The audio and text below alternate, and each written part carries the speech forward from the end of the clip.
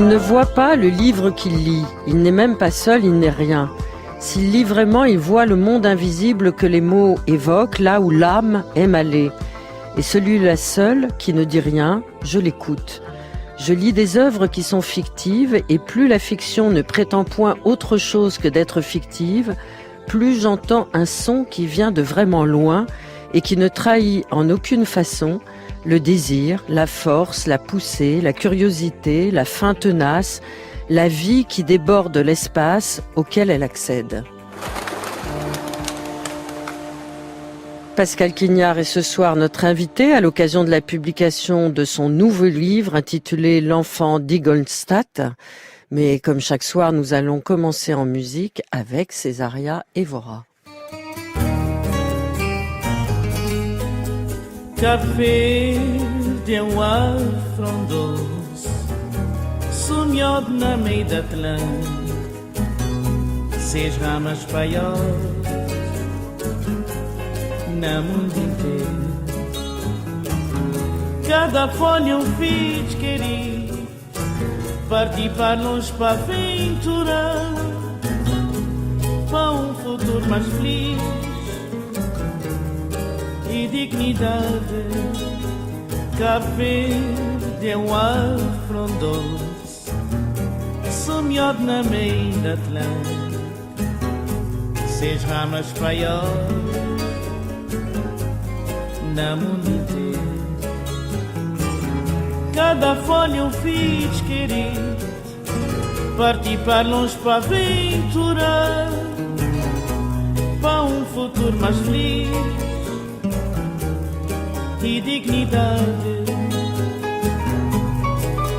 Nós, gente, é um povo unido na paz e morabeza.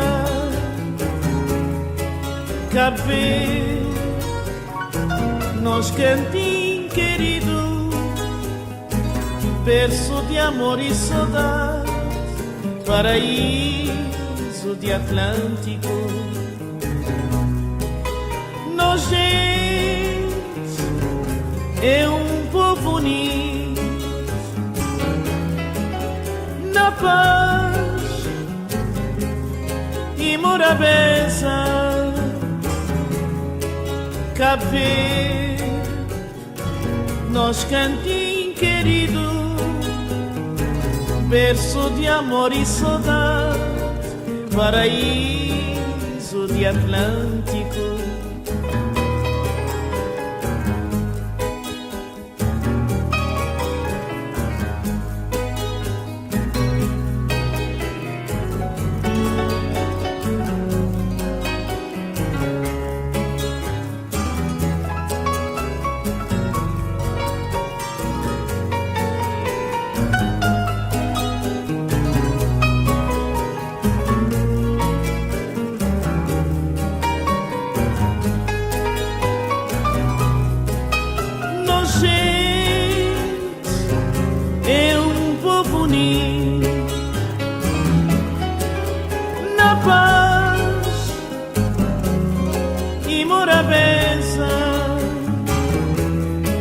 Cabo Verde, nós cantinho querido, berço de amor e saudade, paraíso de Atlântico. Nós, gente, é um povo unido na paz e morabeza. Cabo Verde, nós cantinho querido, berço de amor e saudade, paraíso de Atlântico.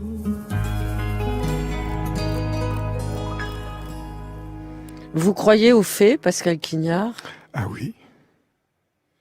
Et là, cette Césaria Évora, c'est une fée. C'est une île au milieu de l'Atlantique, le paradis de l'Atlantique.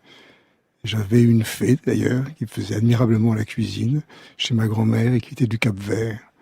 Je trouve cette chanson extrêmement belle. Ça existe, la langue maternelle?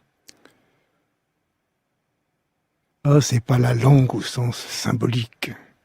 L'intonation maternelle, le rythme maternel, la vague maternelle, l'océan peut-être, mais pas la langue. La langue naturelle? Oui, mais nous avons une langue naturelle qui n'est pas celle que nous avons apprise. Au fond de nous, il y a des voix, il y a même des râles, il y a même des cris, il y a un peu comme chaque oiseau a son chant. C'est pas le même que celui de la langue que l'on acquiert vers 18 mois et durant toute son enfance jusqu'à l'âge de 7 ans. Pourquoi vous ne parliez pas quand vous étiez enfant? Parce que je ne voulais pas être piégé par ce que je pourrais dire, sans doute, ou parce qu'il fallait me fermer à ce qui pouvait être dit, de même qu'il ne fallait pas manger. Il y a un chantage par le silence, il y a un chantage par la faim pour essayer de survivre. Donc ces mots que vous ne pouviez pas ou que vous ne vouliez pas énoncer, ils tourbillonnaient dans votre tête? Oh, ma tête était plus vite que ça, plus hargneuse, plus courroucée et plus vite que ça. Le premier livre, ça a été un conte de fées.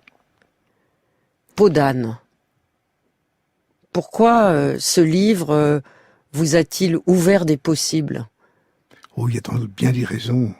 Le fait de se déguiser avec la peau d'un animal, un âne, le fait que ma mère s'appelait Anne a dû contribuer aussi, le fait de se déguiser dans quelqu'un d'autre, peut-être retourner peut-être au fond de son corps, me replier comme ça derrière. La saleté, c'est un très beau conte, c'est un magnifique conte de Perrault. Le fait, comment dire, de se mettre toute souillée par la peau elle-même et de pouvoir revêtir ensuite 3 robes absolument somptueuses. Mais il n'y a pas de nudité pour cette héroïne qui fuit un inceste qui l'effraie, sans doute, ou qui la tente, on ne sait pas très bien. Elle fuit en tout cas, dans son silence et dans sa saleté à elle. Pourquoi est-ce votre grand-mère et non pas votre mère qui vous a appris à lire? Parce que ma grand-mère a eu la bonne idée de m'arracher aux mains de ma mère, avec qui j'avais quelques problèmes, ou qui avait quelques problèmes avec moi. C'était un temps où les aïeux ou les grands-parents servaient à équilibrer les difficultés qui pouvaient être rencontrées. Quand vous avez commencé à comprendre ce que voulait dire lire, je parle de la lecture silencieuse, je ne parle pas forcément de votre grand-mère qui vous racontait Peau d'âne. Que s'est-il passé à l'intérieur de vous?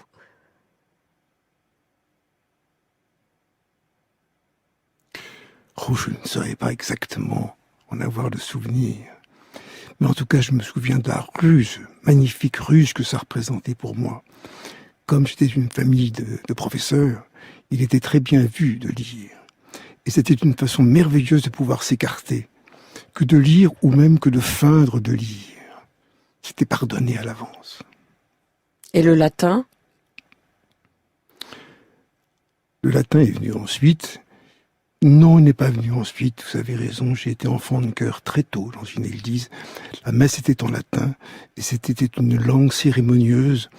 Vous m'avez vu jouer de la danse buto, mais ma première danse buto a été dans une aube, dans une église, à apporter des burettes, à m'agenouiller et à faire la chose merveilleuse, la quête, de rang en rang. Alors je vous ai vu il y a quelques années avec la regrettée Carlotta Ikeda effectivement danser de la danse buto. Je vous ai vu il n'y a pas si longtemps, c'était il y a moins de 2 ans, dans des chapelles jouer du piano avec des chouettes. Combien il y a de Pascal Quignard? Combien de métamorphoses et de visages et de masques portez-vous? Oh, il n'y a rien au fond. Il n'y a rien au fond. Mais nous, personne d'entre nous n'a grand-chose au fond. Ce ne sont pas des masques, ce sont, ce sont les robes de peau d'âne peut-être, mais ce sont des façons de pouvoir ne pas se faire remarquer du milieu où l'on est, pouvoir rester dans le milieu, pouvoir se laisser absorber par Je ne sais plus où j'ai lu ça. C'est deux personnes qui rentrent dans la forêt. Quelqu'un dit aussitôt, surtout ne parle pas, ou alors on marche pas en forêt. C'est ça, le secret. Vous ne cessez, à travers tous vos livres, et ce depuis des décennies, Pascal Quignard, de faire l'apologie du silence. Ce silence, vous savez de quoi il s'agit. D'ailleurs, dans ce dernier livre, vous parlez d'un syndicat de la solitude. Est-ce que écrire requiert le silence et la coupure d'avec le monde? Ah oui, pour moi, bien sûr, je ne parle que de moi, je ne parle pas des autres, parce que y a des œuvres que j'admire. J'étais très étonné de découvrir que Claude Lévi-Strauss ou que Jacques Derrida faisaient marcher la France Musique à toute force quand ils écrivaient. J'en suis absolument incapable. Non, il faut vraiment fermer, verrouiller même. Le lieu, le son. Même, vous savez, moi qui adore les oiseaux, au printemps, vers 5 heures du matin, c'est très très très bruyant. Là même, il vaut mieux les écouter que de travailler. Par qui vous vous faites réveiller le matin très tôt, puisque vous aimez bien vous réveiller en pleine nuit pour écrire? Ah, c'est une horloge interne. Je ne sais pas ce qui me réveille. Je croyais que vous aviez des chats qui arrivaient dans votre lit. Ah non, ça, ils sont aussi en effet des grands. L'un d'entre eux soulever la paupière pour pouvoir être... Je pense que les chats sentent électriquement lorsque l'on est dans un vrai sommeil, et là, il ne vous dérange pas, et lorsqu'on est dans un faux sommeil. Et là, lorsque nous feignons de nous ajouter quelques quarts d'heure de sommeil, ça ne marche pas avec eux. Combien avez-vous de chats? 2. Avez-vous eu des chats dans votre enfance? Non. Je collectionnais les animaux, mais pas les chats. Ils m'étaient interdits, non. Vous les admirez, vous les observez, vous discutez avec eux, et c'est eux qui vous indiquent vos lignes de vie. Ah, ils m'ont beaucoup appris. Ils m'instruisent, oui. Ils m'instruisent. Ils rêvent plus que nous, mais rêvent les leurs. Pourquoi? Et vous les mettez sur le divan et ils vous racontent leurs rêves? Non, mais Laure, un chat quand il dort et qui soudain fuse au plafond parce qu'il a un cauchemar, parce que vous les voyez bouger leurs mains pour aller saisir quelque chose. Non, on voit très bien, on assiste aux rêves des chats comme ils assistent aux nôtres. Mais je me fie, je pense qu'eux aussi, il y a des moments, des quarts d'heure de folie des chats, où on les voit poursuivre leurs rêves, comme des comédiens qui sont habités par un autre rôle qu'eux-mêmes. Ils se précipitent comme ça contre les fenêtres, comme s'ils allaient s'envoler soudain. Et moi-même, pour ma vie, je me fie énormément aux rêves. Je laisse, toujours une nuit avant la moindre décision. Et je laisse au fonctionnement du corps de m'alerter de ce qui m'excite ou de ce qui me répugne. Vous tenez un journal de vos rêves, Pascal Quignard? Non, je l'ai fait. Je ne le fais plus. Ça supposait quelque chose que j'ai perdu aussi, c'est de pouvoir écrire la nuit sans allumer la lumière. Il faut avoir, sa main, l'espace du carnet, sa main, pouvoir écrire sans que les mots se surajoutent les uns sur les autres. Mais j'ai perdu ce goût-là. Vos livres sont tous habités par une intensité de lumière. Ces lumières sont très différentes selon vos états d'esprit et les champs disciplinaires que vous allez utiliser. Ce dernier livre est habité par cette lumière particulière qui précède le lever du jour. Vous pourriez la décrire? C'est une pâleur grise, un peu brune, qui n'a rien de celle de quand l'aurore va éveiller, quand il n'y a pas le moindre rayon de soleil. Le soleil est de l'autre côté de l'horizon, il n'est pas encore apparu, mais ça n'est plus la nuit. La nuit semble, dans ce cas-là, en effet, s'allumer. Non pas s'éteindre, mais s'allumer. Il y a une espèce de proche peut-être de cette chose merveilleuse qui est la lumière qu'il y a au fond de l'eau. Il y a une lumière au fond de l'eau. Je ne sais pas par quelle réverbération comme ça elle se produit, mais il y a une lumière au fond des eaux.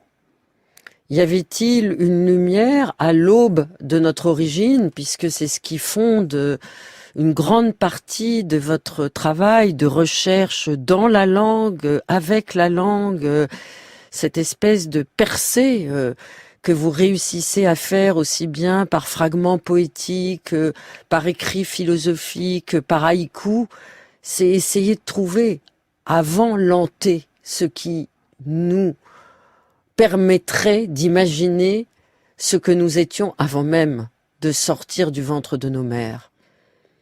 Oui. On a commencé avec l'océan Atlantique. De toute façon, la vie a commencé d'abord dans l'océan. D'abord, il y a eu... Moi, lorsqu'on s'approche de la mer, au plus proche des vagues, jusqu'à leur vacarme, et que on est là sur ce qu'on appelle le chemin de Dieu, c'est-à-dire là où l'eau a mouillé la berge, mais où personne n'a encore marché, et qu'on regarde la vague. Elle était là bien avant nous. Elle continue d'avancer, de se retirer. Il n'y a aucune espèce d'âge pour la vague, pour la pulsion, si on peut dire, de la vague. Il n'y avait avant la vie, il n'y avait aucune oreille pour l'entendre. De même qu'il n'y avait aucun regard pour le soleil qui pouvait l'éclairer. Ça, ce sont des choses qui me médusent à chaque fois que je m'approche de quelque chose comme l'élément. Je me souviens d'un livre que vous avez publié il y a quelques années qui s'intitulait « Les solidarités mystérieuses », où d'ailleurs l'héroïne principale se transformait en chat, encore les chats. Eh bien, cette femme, elle marchait le long de la mer, elle frôlait le précipice, elle était tout en haut. Et qu'est-ce qui lui arrivait quand elle regardait la mer ? Elle devenait le lieu, Lorsque vous parliez du premier monde, lorsqu'on est dans le ventre de nos mères, mais nous ne sommes pas dans le ventre de nos mères, et nous ne sommes pas quelqu'un. Dans le milieu où nous sommes, à ce moment-là, nous ne sommes d'abord personne, il n'y a pas de limite, nous sommes simplement un lieu. Et je pense de même qu'on peut avoir des amours pour les personnes, bien sûr, on peut avoir des amours pour les lieux, parce que nous procédons d'un lieu. Nous pouvons aimer peut-être un lieu aussi fortement que le souvenir que nous avons gardé de ce lieu rassasié qui était celui du premier monde. Savez-vous marcher dans le noir, Pascal Quignard ? Parfaitement. Ça ne m'étonne pas. Où que je sois. Il m'est arrivé dans des théâtres, lorsque je demandais l'obscurité la plus complète, de me tamponner un peu. Mais souvent, pourtant, il y a un tâter le silence. Pas la nuit est totale. Mais on peut tâter et sentir un peu le volume, les masses qu'on ne voit pas. Vous êtes né après la guerre, mais on sent à travers votre littérature que vous êtes héritier de cette Seconde Guerre mondiale. Vous avez vécu votre enfance et votre adolescence dans une ville ravagée par la guerre et dans un quartier ruiné par cette guerre. Est-ce que cette ville, c'est Le Havre? Est-ce que cette guerre continue à vous accompagner à l'intérieur de vous?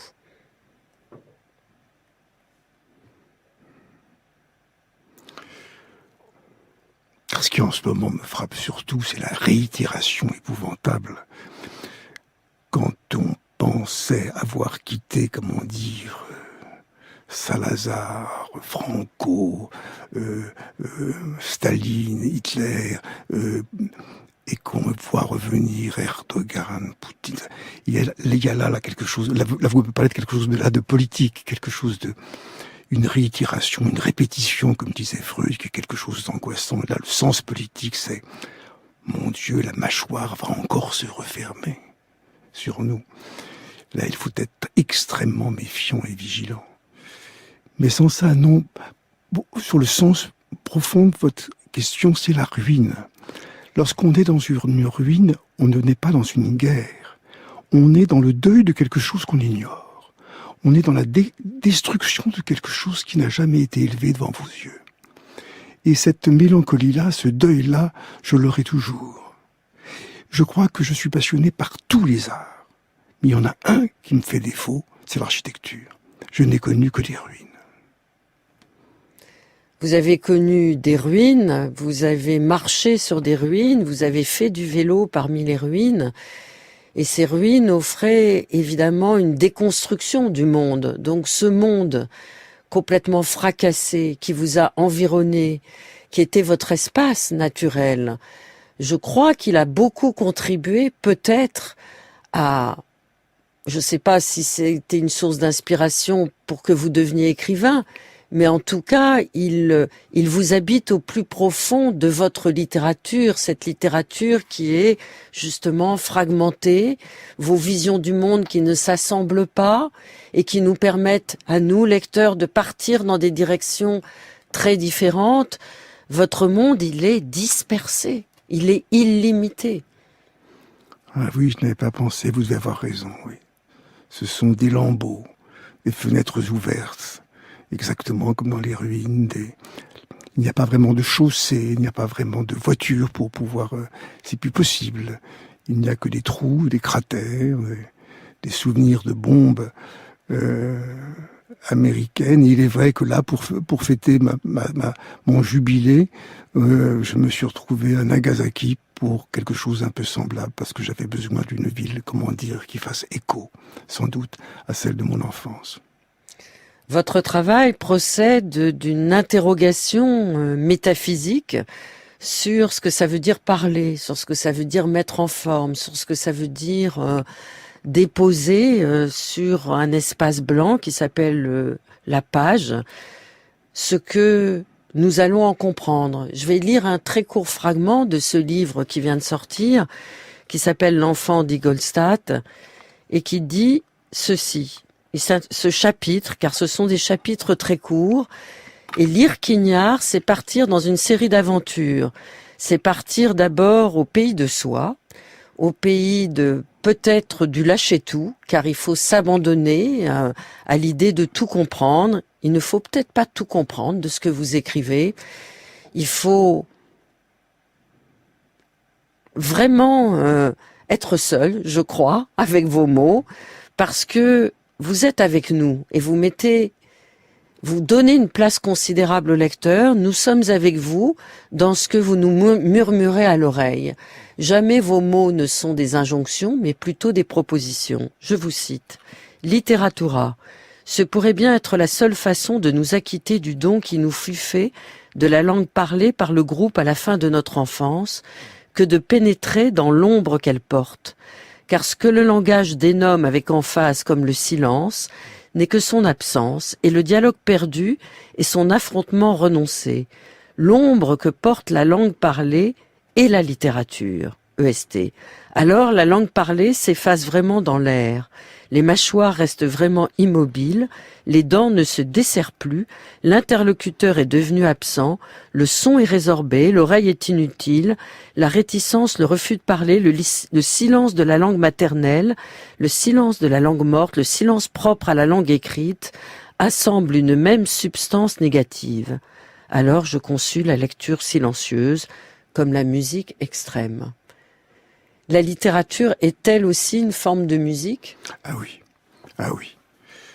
Chaque poète, chaque romancier, je parle des vrais écrivains, ont une intonation et même, comment dire, un rythme très particulier. Émilie Brontë n'a pas du tout le rythme sauvage de Marguerite Duras, qui n'a pas du tout la précision extrême d'Annie Ernaux. Non, chaque écrivain s'entend aussitôt. Vous considérez-vous mais ça comme... n'est pas oral, ça n'est pas oral, ça n'est pas la voix de Marguerite Duras, ça n'est pas la voix de Colette, la voix bourguignonne de Colette qu'on lit dans Colette. Et l'accent n'y est pas. C'est une langue silencieuse. Chaque livre a une langue silencieuse. On pourrait dire que c'est la musique de la langue ? De la musique de la langue qui se retrait, qui se retire. Ça n'est pas. Il y a, si vous voulez, dans la littérature quelque chose que, enfin, Émile Bavny se disait merveilleusement, il n'y a pas d'interlocuteur. C'est là où l'interlocution tombe. Il n'y a pas de destinataire. On est très proche de ce qu'est précisément l'enfant dont vous parliez à l'intérieur du ventre de sa mère. Il n'a pas d'objet, il n'a pas de destinataire. Il est dans son milieu. Il est dans une sorte d'autosensualité qui fait son monde. Et il y a dans la lecture quelque chose d'aussi profond que ça. Mais vous, Pascal Quignard, qui écrivez depuis très longtemps et qui avez utilisé des formes narratives très différentes, vous avez écrit aussi des romans classiques, vous avez écrit des livres qui ont été adaptés au cinéma, qui ont été des grands succès. Et vous avez la maîtrise. On le sait, puisqu'on vous a lu. Mais vous avez abandonné tout ça. Et cet enfant d'Ingolstadt, qui correspond au tome 10 du Dernier Royaume, vous étiez assigné une tâche il y a de nombreuses années, c'est-à-dire d'écrire 10 textes. Celui-ci est le 10e. Comment vous définiriez votre royaume? Ah non, c'est pas fini. Il y en aura beaucoup d'autres. Non, la possibilité, aucun éditeur ne voulait se lancer dans un projet aussi vaste. C'est Martin Sada qui m'a permis d'avoir une possibilité océanique. Mais je mourrais dedans. C'est un milieu, vous comprenez, c'est un milieu, je suis au cœur de la vague. Donc, et ça ne sera jamais limité. Je suis ravi. Lorsque j'ai commencé tout ça, j'étais sur un lit d'hôpital, je ne pensais jamais arriver jusqu'à un 10e tome. Expliquez-nous ce lit d'hôpital, parce que vous en parlez à 2 reprises dans cet enfant d'Ingolstadt. Il m'est arrivé quelque chose, en fait, que à cause de votre émission, je pense que c'est que là, je parlais de vagues ou d'océans, mais c'était des hémorragies pulmonaires, d'énormes éruptions de sang. Ça n'était pas de la tuberculose, mais enfin, c'était tout à fait des crises qui étaient décrites comme cataclysmiques. Donc, vous voyez un petit peu ce que ça pouvait avoir d'impressionnant, de coloré et d'impressionnant. Et on ne m'y laissait pas une durée tout à fait fantastique. Dans un premier temps, je me suis dit que j'allais écrire des choses extrêmement brèves et, si possible, un peu parfaites. Et puis, c'est le contraire qui est survenu en moi. Il fallait que je fasse quelque chose d'absolument énorme dans laquelle je mourrais. Ne me demandez pas exactement la raison, mais c'était peut-être une façon de m'obliger à vivre aussi. Ou d'être, propulsé plus loin que moi. Plus loin que quelque chose qui serait délimité. Quelque chose d'illimité, oui. Voilà le projet Dernier Royaume. Où il n'y aurait aucune espèce de différence entre les genres. Aucune espèce. Et où serait possible quelque chose qui est très rare. C'est la possibilité de mentir. Qui fait le fond de l'esprit.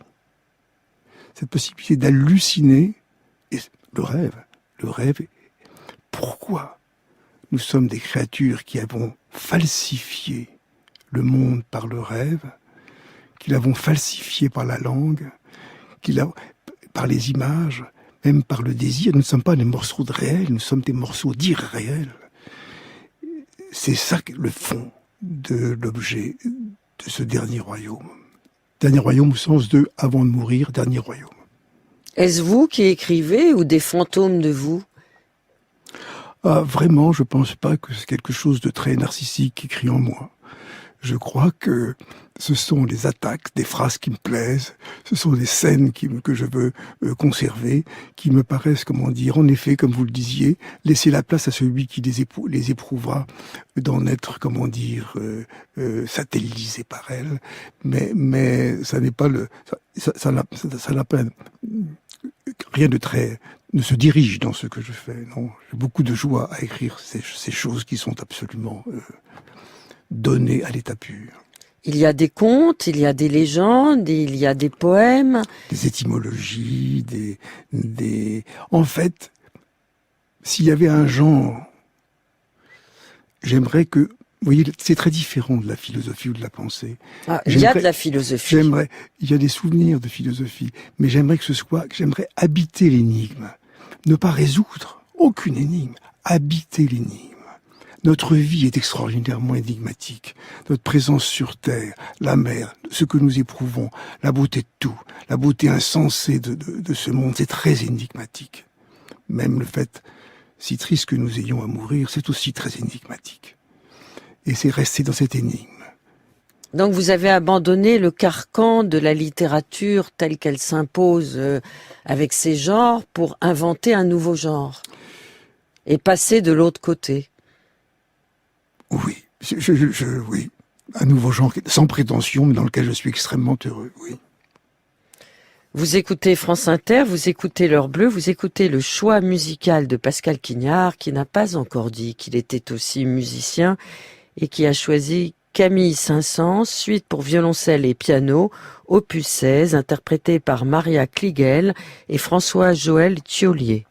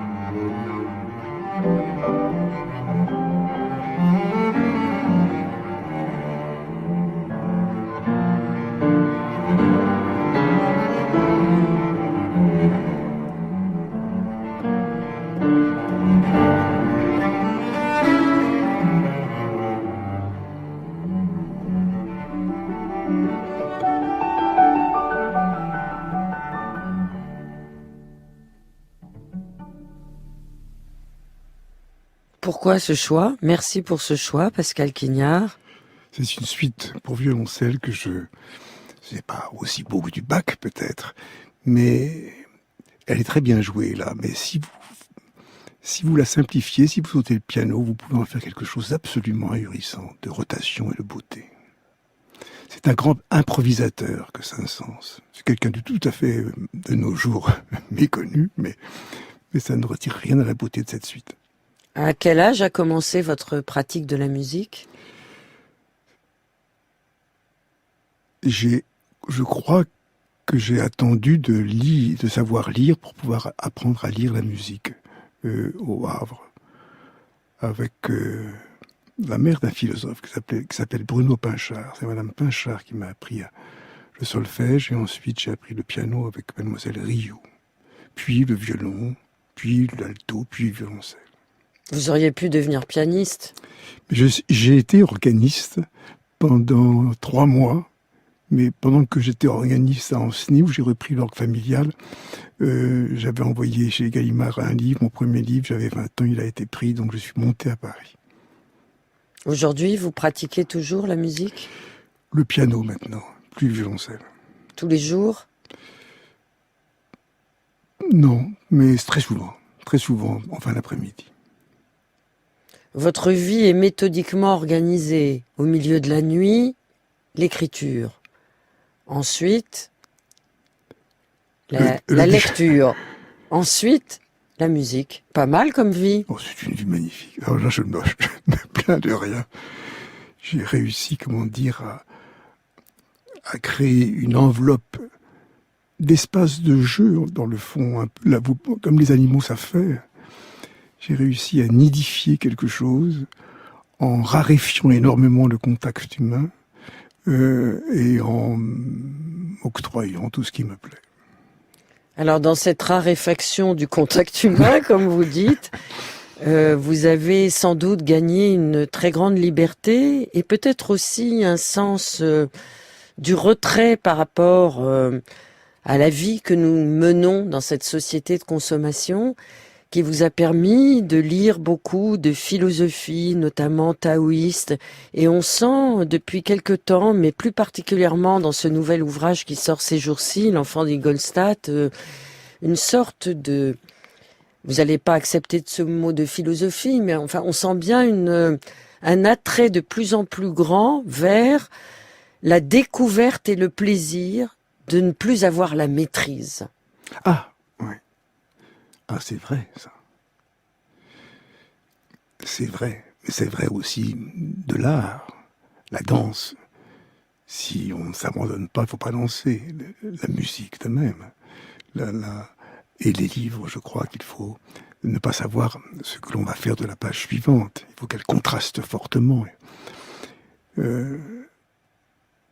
C'est même, si vous voulez, il y a eu un moment idéologiquement, en psychanalyse, on parlait de réel. Mais je crois qu'il y a une valeur bien supérieure qui est l'imprévisibilité.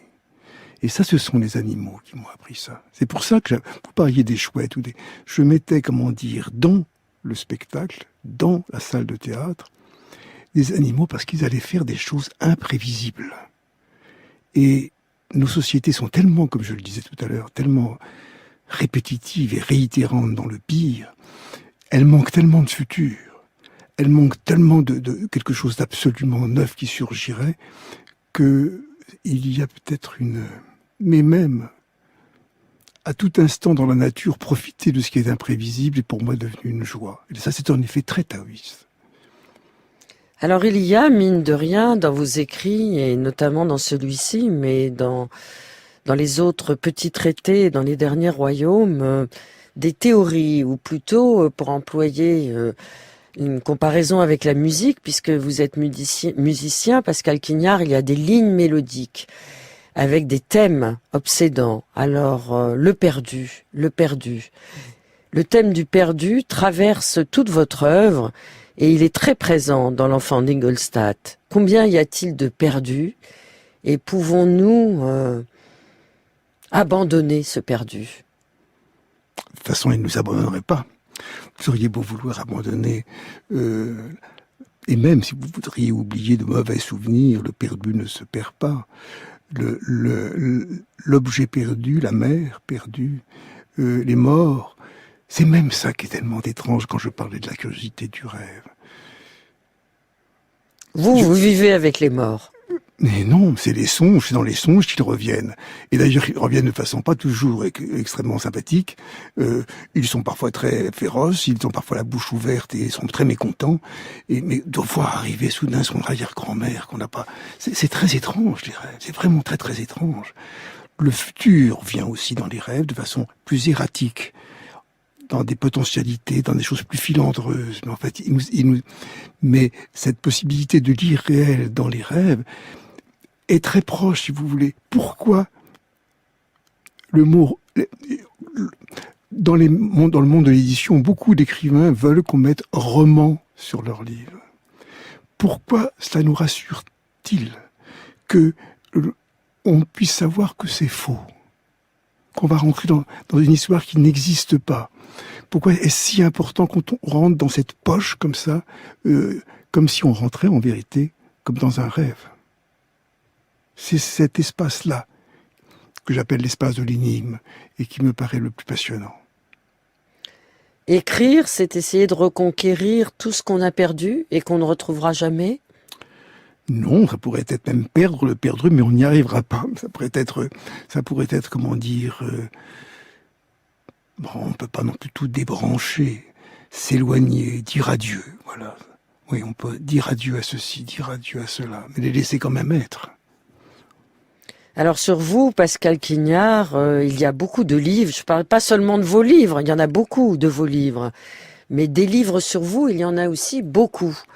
Il y a des colloques sur vous, il y a des expositions sur vous. Vous venez de nous parler de Fukushima, d'où vous revenez parce qu'il y a eu un colloque sur vous au Japon. Et figurez-vous qu'il y a un livre qui va sortir dans moins d'un mois sur vous. Encore un. Il s'intitule Pascal Quignard ou les leçons de ténèbres avec un S, de la littérature. Nous avons donc demandé à l'auteur de ce livre qui va sortir, qui s'appelle Mireille Kallgruber, de nous dire ce qu'elle pensait de vous. Écoutez. En fait, moi, ce que j'aime dans l'écriture de Pascal Quignard, c'est comment il pense et il nous fait penser autrement que par les chemins balisés d'habitude par la philosophie et par les concepts. Lui choisit au contraire les biais et quelque chose de l'ordre de l'indirection. La pensée de Pascal Quignard, c'est ça, c'est-à-dire c'est la pesée des mots, c'est le poids de la langue, c'est aussi l'obsession des images et des images de l'obsession. Et il choisit finalement toujours le côté inénarrable, c'est-à-dire le conte, parce que précisément il y a une sorte de mystère et une sorte de façon rebelle de se rebeller contre tout ce qui pourrait être rationnel et éclairé complètement. Et c'est le titre finalement du livre, puisque L'enfant d'Ingolstadt, c'est un conte qu'il reprend des frères Grimm, l'enfant entêté, qui effectivement donc frappe sa mère, meurt, est enterré, mais qui continue à lever le bras hors de terre, comme si effectivement la mort ne pouvait arrêter l'entêtement et le rêve sexuel. Donc c'est cette pensée-là qui, je crois, fait que nous sommes aussi fascinés par le travail de Pascal Quignard, c'est-à-dire que il ne pense pas par concept, mais par conception. Enfin, ce qui l'intéresse, c'est cette méditation sur la conception, sur la scène primitive, comme il dit, qui serait la scène où nous avons été conçus, la scène sexuelle, donc où nous n'étions pas là, mais qui nous hante.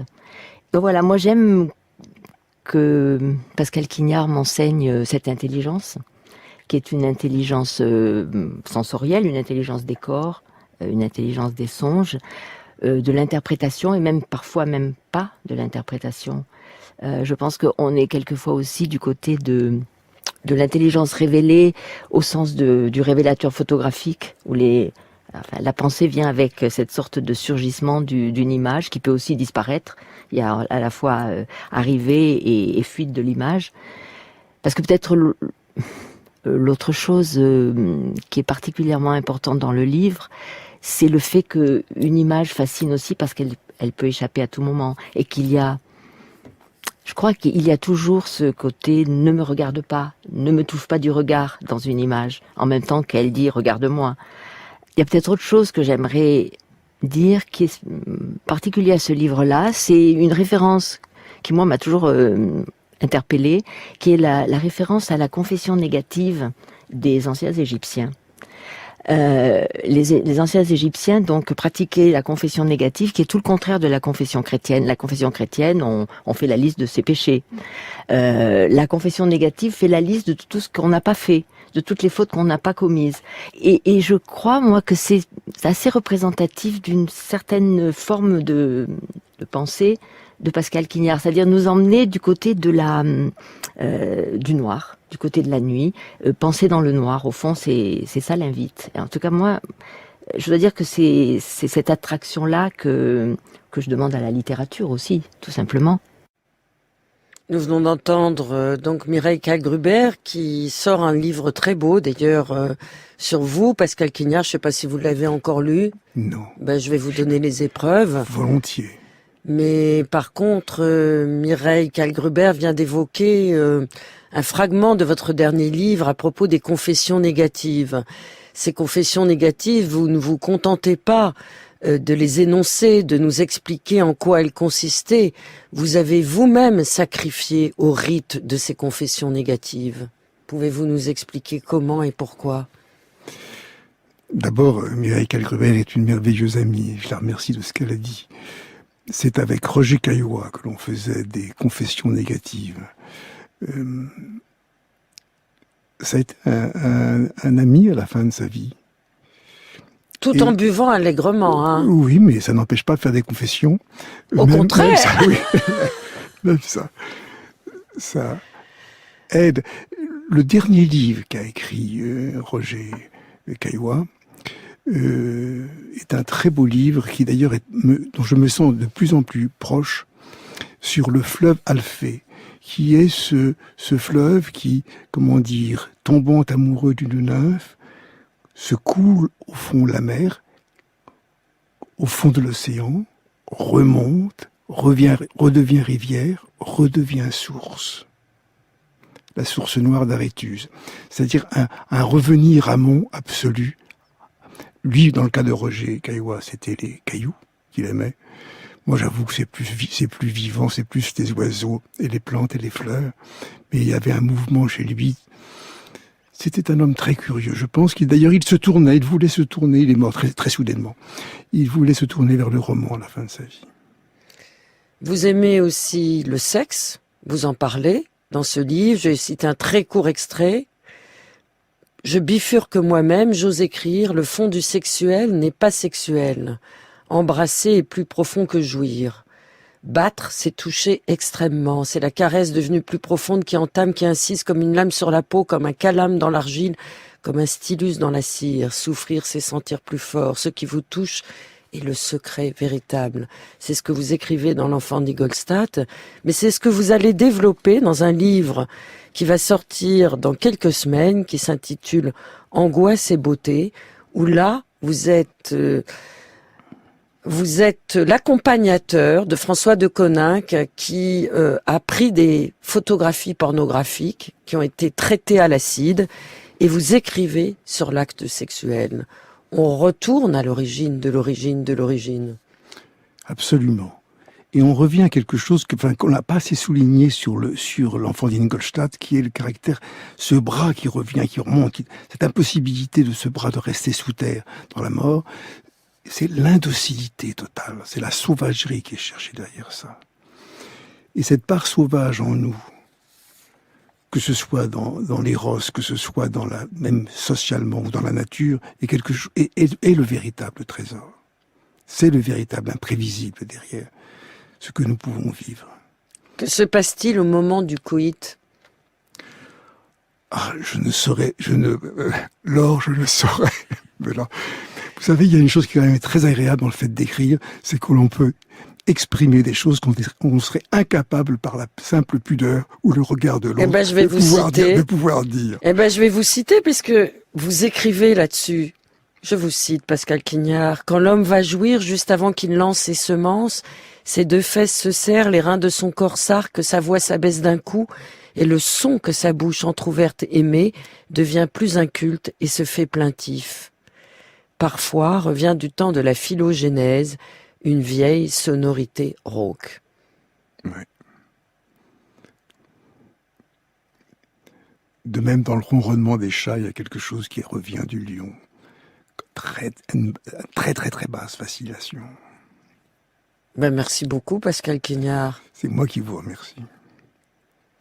Je ne peux que recommander ce livre qui vient de sortir, qui s'appelle L'Enfant d'Ingolstadt, et qui vient de sortir aux éditions Grasset. Vous le savez, Pascal Quignard, on l'a dit tout à l'heure, Thibaut Cavaillès l'a dit, Rachita vient de mourir, nous l'avons appris, et nous allons nous quitter avec une chanson de cet homme qui, je pense, avait la même conception que la musique de vous, et après le prochain journal de la rédaction, vous pourrez réentendre sa voix.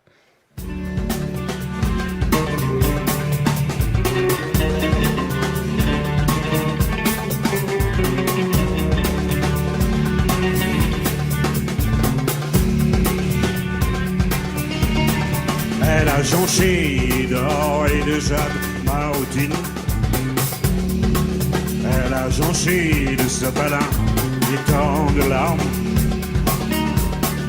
Mais l'ampleur m'a fait me fissurer.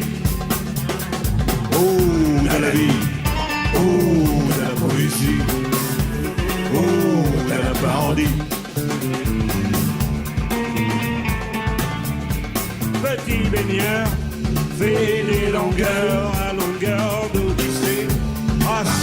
Petit vernis, à bras raccourcis, petit gabarit.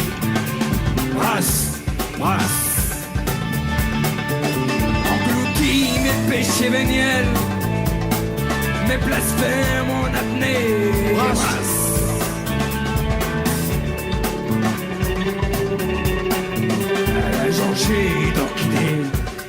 mère de ma marraine. Elle a saupoudré de courage vélin. Elle m'a arraché un sourire. Elle m'a dit poli sont ces gravillons. Oh, Oh, de la vie, oh, de la poésie, oh, de la parodie.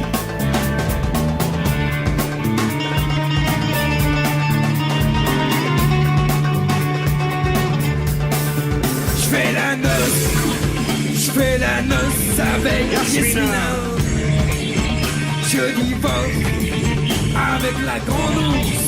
Aux équinoxes, il arrive que je penche. Oh, de la vie, oh, de la poésie, oh, de la presbytie.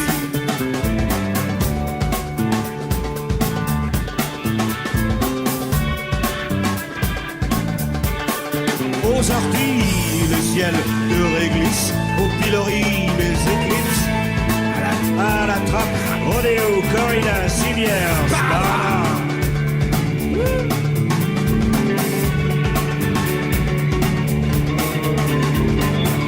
A découvert le ventre à l'air, ancré dans la paix du bonheur, lancer des frisbees. Dans les jardins de Libreville, lancé, Hop, attrape, loupé.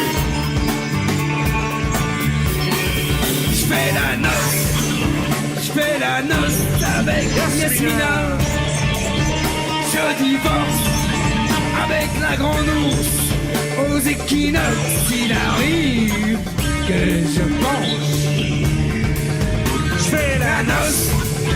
Je fais la noce avec Monica. Je fais la noce. Oh, de la vie, oh, de la vie.